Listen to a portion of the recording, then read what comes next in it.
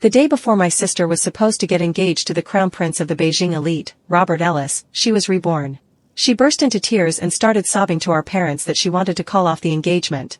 I had just opened my mouth to ask what was going on when a barrage of comments suddenly flashed across my vision. Wait, why did the heroine suddenly get reborn? Author, get out here and explain, is this even allowed? This was supposed to be a she runs, he chases, Yandra forced love story. If the heroine refuses to marry him, what am I even supposed to read now? Calm down, you upstairs. Having a second chance to choose isn't so bad. The heroine loves freedom. The kind of ingredients she eats have to be flown and fresh, her clothes all have to be custom made, and even the brands of her daily necessities are controlled by the male lead. From then on her life would be nothing but smooth, uneventful, lying flat days. She doesn't want that. My eyes lit up at once, and I volunteered on the spot. I'll do it. I'll do it. I strongly suspected my sister Maria Lopez had really been reborn. Otherwise I truly couldn't wrap my head around it. Just the day before, she'd still been shy and glowing as she showed off. How did she wake up from a single night's sleep and start crying and screaming to back out? In the living room. She was sobbing her heart out as she begged our parents. She said the Beijing crown prince, Robert Ellis, only looked gentle and elegant on the surface, but in reality he was a perverted control freak. But she clearly hadn't even seen Robert in person yet. I had just opened my mouth to ask when a barrage of comments suddenly flashed across my vision. Wait, why did the heroine suddenly get reborn again? This is it, she runs, he chases, Yandra forced love story. If the heroine won't marry him, what am I supposed to watch? Calm down, you upstairs. Having a chance to choose again isn't so bad. The heroine loves freedom. The kind of ingredients she eats must be flown and fresh, her clothes all custom made, and even the brands of her daily necessities are controlled by the male lead. From then on, her life would be nothing but smooth, uneventful, lying flat days. She doesn't like that. My eyes lit up on the spot, and I felt like the world had completely lost its mind. I don't love freedom. That kind of life is the ultimate ideal I, a socially anxious lazybones, have been striving toward. But the craziest part was still to come. With faces full of heartache, my parents helped my sister up and solemnly declared that they were going to break off this childhood engagement. For that, they were willing to go bankrupt, offend the entire Beijing circle, and still protect their daughter's freedom. Excuse me, at a time like this, shouldn't they be thinking of their other daughter? Has no one here read a single younger sister marries in her place story? I watched as my dad's hand trembled while he was about to dial the phone. I panicked and dropped to my knees with a thud. Dad, Mom, if sis doesn't want to marry him, can I go instead? The living room fell silent for 2 seconds. My mom quickly grabbed my dad's arm. Oh right, I forgot we still have Nina. If she's willing to marry him, that's just perfect. Honey, don't make that call yet. When we made the engagement back then, no one ever said which daughter it had to be. My dad let out a sigh of relief and hurriedly put the phone down. The whole family was overjoyed. That night, I happily packed my luggage in my tiny room. Barrage, where did this random extra come from, just jumping in all dewy-eyed to replace the heroine's role? She actually looks pretty happy. Don't tell me she really thinks a life without freedom is easy. Is it just me, or does the Lopez family treat their 2 daughters very differently? Replying to upstairs, I already noticed it back in the living room. Now that we've seen the sisters' rooms, Big Sis has a huge bedroom with its own bathroom, Little Sis lives in a tiny room converted from the maid's quarters. Yeah, the favoritism is confirmed. So what if there's favoritism? Our baby sis is the heroine, the whole world should be biased toward her. I ignored the arguments in the barrage and calmly packed my things, one item at a time. Just then, a sudden knock sounded at the door. Outside, Maria stood looking at me, her gaze flickering. You really want to go get engaged to Robert in my place? My heart skipped a beat. Don't tell me she's going to change her mind. Then I won't go.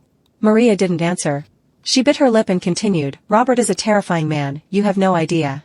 In the business world, his methods are so ruthless he can drive people to their deaths. What happens in the business world has very little to do with me. Then at home, does he hit people? Will he punish me by making me do housework? Maria froze for a moment, then shook her head with a bitter little smile. It's 10 times scarier than that. My heart jumped up into my throat. The next second, I heard her say, he'll monitor your social life and restrict your movements. Huh? That's it? Then I'm fine. Social life? I'm a low-energy person, I don't like socializing. Going out? I'm a shut-in, going out is what really kills me. Seeing me relax, Maria looked a little confused and wanted to say more. I quickly claimed I was tired and shut the door. Ever since we were little, anytime something was wrong with her, my parents would scold me. I've been afraid of her my whole life. Now I finally had a chance to escape all of that. The next day, our whole family boarded a private flight to Beijing. Obviously, my family could never afford that. The route had been booked by the Ellis family. The engagement venue was decorated with great pomp. In the lounge, I saw the legendary crown prince of the Beijing elite, Robert, for the first time. how should I put it? I was immediately, completely, hopelessly gone. I'd thought that since Maria had painted him so terrifying, then even if he wasn't ugly, he definitely wouldn't be that good-looking. Never in my wildest dreams did I expect Robert to be a tall, straight-backed, high-bridge-nosed Adonis. At the ceremony, he took my hand and smiled gently. "Come on, my fiancé." I could feel the little deer in my chest going absolutely feral, desperate to leap out and kiss him itself. Barrage, I'm done for, the male lead is so handsome. Let me possess the fiancé's body for 5 minutes. Did anyone else notice the emphasis in the way he said my? That was lethal. What are you all randomly shipping here? Can't you see our baby sis down in the audience is about to cry? This was supposed to be her engagement ceremony with the male lead. Are you sick, upstairs? Wasn't she the one who gave it up herself? After the engagement ceremony, my sister pulled our parents over to say goodbye to me, and even reached out a hand to Robert for a handshake. I immediately grabbed her hand. "Thank you, sis. I remember everything you told me, and your brother-in-law remembers it too." Robert looked at me, a fleeting smile flashing in his eyes. My sister bit her lip. She looked a little unwilling, yet also somewhat relieved. That night, Robert took me back to the Ellis family villa. Looking at the spacious suite with its own balcony and living room area, I asked uncertainly, "This is really for me?" When I got a definite answer, I was so moved I almost burst into tears. And there was an even bigger surprise waiting. Seeing how much I liked it, Robert immediately told the butler to draw up a contract to transfer the villa into my name. Happiness came so suddenly it felt like a dream. "You're really giving me the villa too?" Robert patted my head. "As long as you don't leave me, everything I have is yours." Barrage, now that's the vibe. This damp, sinister male ghost is exactly the kind of twisted thrill I signed up for. I don't envy her at all. Sure, she got a villa worth tens of millions, but she lost her precious freedom. Woo-woo. Excuse me, why though? Everything the male lead has should belong to our baby sis. Can this random extra please develop a little self-awareness? She's shameless. Upstairs, I swear I'm about to beat you up. Here is the translation of this part. After I signed the contract, I drifted into a sweet, contented sleep. Half awake and half asleep, I kept feeling a burning gaze fixed on me from the side of the bed. Maybe it was because the whole engagement process on the first day had gone so smoothly that I let my guard down. When I woke up the next morning, I discovered that the servants had taken my luggage away. Just as I was imagining some big rich family drama, a maid came to invite me to the walk-in closet, saying Robert was waiting for me there. They called it a walk-in closet, but it was actually twice the size of my living room back home. Looking at all the dresses and handbags hanging neatly in rows by color, thinking that from now on my life was going to be so Gucci that my tears could only Prada their way down my Dior, I couldn't help laughing out loud. "What are you laughing at?" At some point, Robert had come to stand behind me. He was holding a dress in his hand. I waved a little and asked if that dress was for me. With his lashes lowered and his gaze dark, he looked at me and said, "It's not just this dress. All the clothes here are yours. Last night, I had everything custom-made overnight according to your measurements. For every single piece, I imagined what you'd look like wearing it. From now on, only I get to decide how you dress, all right?" My eyes burned at his words. I immediately lowered my head. Right then, the barrage of comments exploded. Here we go, here we go. In the original, this is where the heroine Maria hears this line and instantly flips out, calls the male lead a pervert, and their relationship takes a nosedive. After that he just gets more and more obsessive. The original was just abusing for the sake of abuse, honestly. The male lead didn't mean any harm. He just wanted to say that he and his fiancée belong to each other. Holy crap, look at Nina Lopez's reaction, it's even bigger. She looks like she's been cried into a meltdown. The male lead thinks she hates him now, his face just changed. Seeing that, I suddenly lifted my head. I ran straight into Robert's dark, unreadable gaze. "Why are you crying? You don't like what I arranged for you?" He casually stroked a fingertip across the tear on my cheek. The Yandra vibe was off the charts. I caught his retreating hand and nuzzled against it affectionately. "It's not that I don't like it. I'm just so touched. Thinking about how you not only stayed up all night buying me new clothes, but you're also going to take the time to plan all my outfits from now on. I just, woo. I actually had a walk-in closet at home too. I just shared it with my sister. She had full usage rights. I had one lonely little clothing rack in the corner. Whenever she got tired of some outfit, or it had a tiny flaw, she would hang it on that rack. This was the first time anyone had ever gone to so much trouble just for me. To say I wasn't moved would be a lie. Besides, I'm naturally lazy. Forget Robert just coordinating my outfits. If he wanted to dress me himself, I'd have no objections. That whole morning, Robert took me on a tour of the villa, then we strolled around the garden. He asked, "Do you still like your villa?" I nodded like crazy. Like there was even anything left to say, the entire Lopez family could go to him, I was sold. Right before lunch, the butler came over to ask Robert what he wanted to eat. He ruffled my hair. "Let's have seafood. I've seen your physical exam report. you should really be getting more protein. My physical exam report? When did he look at that? But that wasn't important. I watched dish after dish of seafood being carried to the table and couldn't help swallowing. Just as I was about to dig in, Robert held a peeled king crab leg up to my lips. Barrage, showtime. Nobody in the Lopez family likes seafood. Pulling this stunt is like tap dancing on a landmine. In the original, the heroine slapped his hand away and was so furious she didn't eat for 2 days. Maybe Nina Lopez likes seafood. I don't care, I want to watch this tragic romance get rewritten into a fluffy sweet story. No way. The original heroine said their family never even had seafood on the table. The male lead did this on purpose to make things hard for her. Nina definitely doesn't like it either. Seeing that, I chomped down on the crab meat in one bite. A burst of sweet, briny flavor flooded my mouth.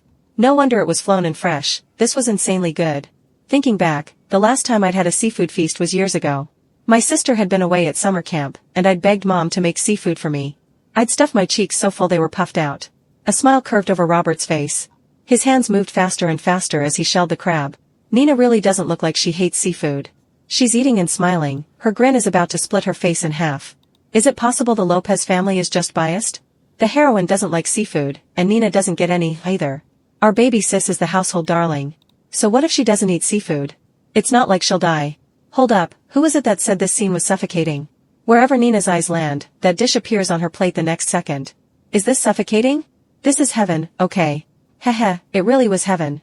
Seeing Robert keep serving me without taking a bite himself, I speared a piece of cheesy baked lobster and held it out to him. You should eat too. He paused, then lowered his head and gently bit down on my fork. It's delicious. I swallowed, suddenly feeling hungry all over again. The days of clothes appearing on my body and food appearing at my mouth went on for half a month. Then Robert went back to work.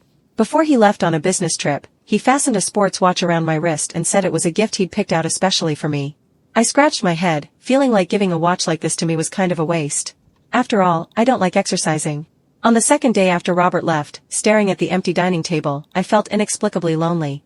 So I asked the butler to have my meal sent up to the little sitting room in my bedroom. For days on end, I holed up in my room.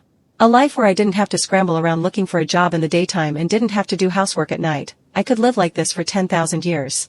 A few days later, I was sprawled on the bed playing games. The barrage suddenly filled with strings of ha ha ha ha. I can't, this is killing me. The male lead's been monitoring Nina every day through the data from the watch. After a few days he realizes her daily step count has never gone over 300, so he starts suspecting she took the watch off and ran away. The way he's calling the butler right now to make sure she's still there, it's giving redemption arc, and I'm living. I'm dying. I'm seriously afraid that one day the male lead will tell Nina, you're being held captive, and Nina will look baffled and ask, since when? Huh? So the original heroine was supposed to notice something was off the very next day, smash the watch to pieces, and sneak out in the middle of the night to show her resistance.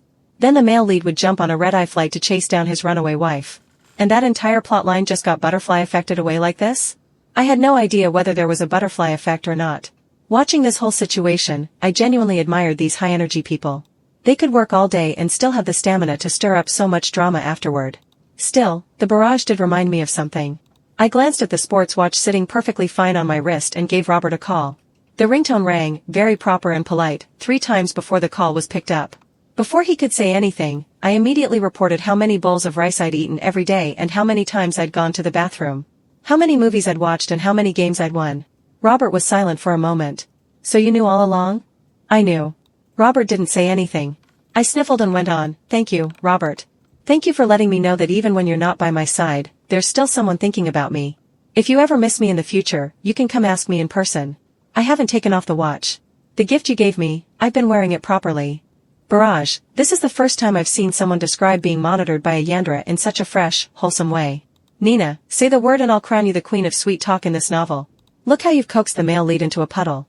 I was just scared to death. When the male lead went quiet just now, he'd already told people to file a flight plan. If she hadn't smoothed things over, she'd be locked in a little dark room tomorrow for sure. What a shame, no, I mean what a stroke of luck. This is so sweet I'm going to die. Is no one shipping these two? It kind of has that love going both ways vibe. What's there to ship? She stole him from our baby sis. Just wait till the day our baby sis wants him back. Do you really think the male lead will still look at this background extra? Upstairs is one of those toxic solo heroine stands.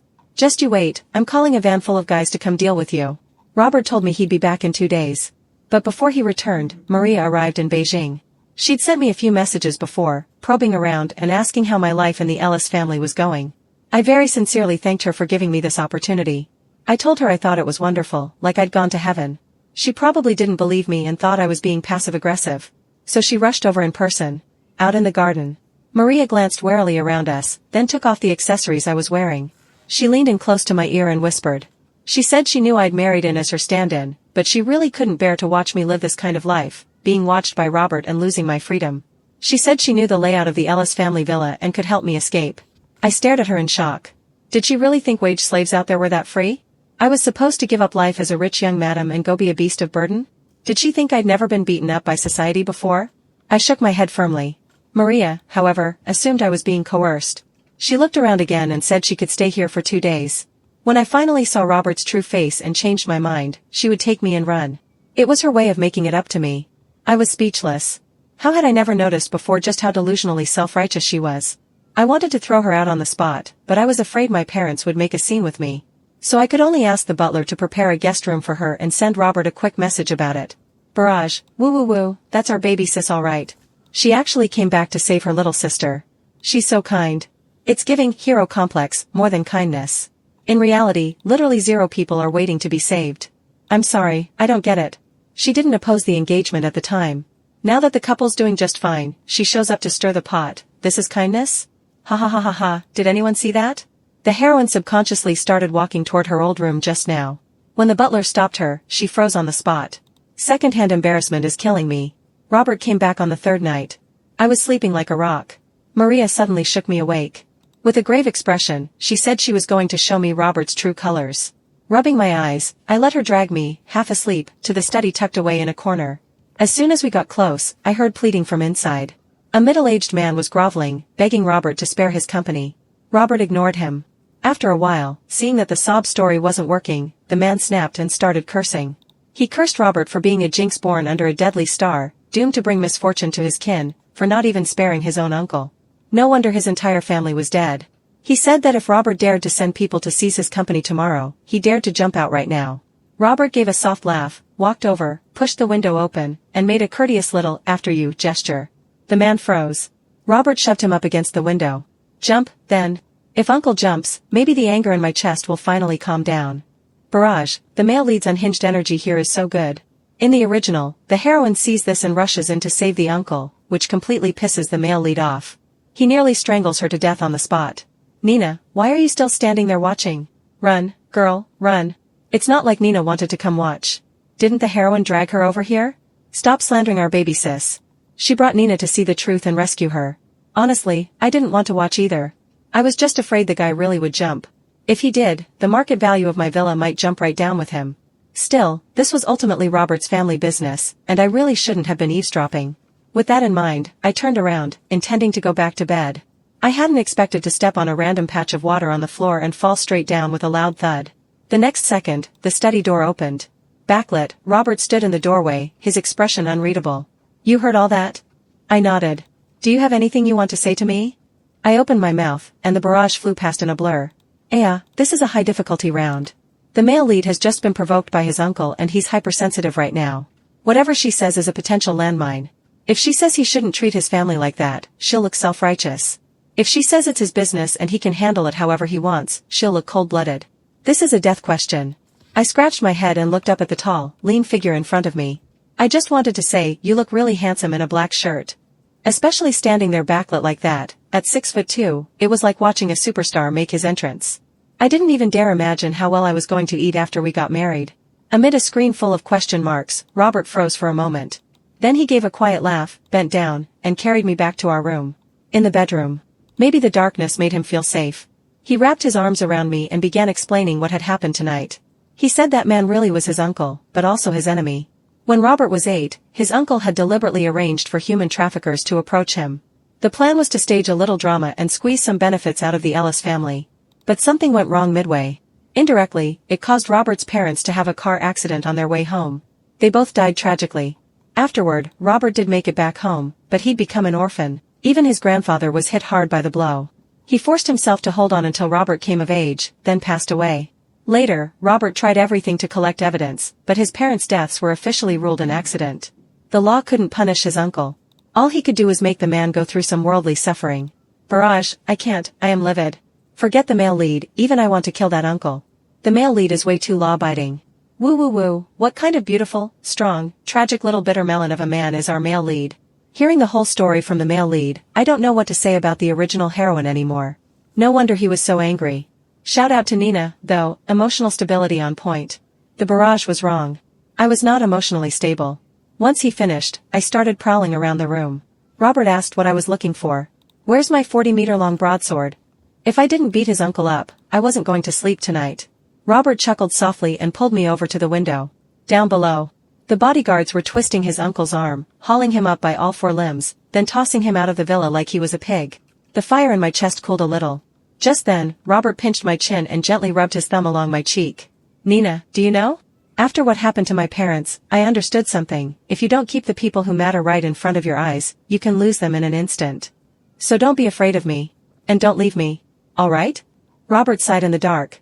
I seized the chance to wrap my arms around his waist and explained what had happened tonight. Don't think I didn't know where that puddle of water came from. The next day, I got exactly what I wanted, news that Maria had been kicked out of the villa.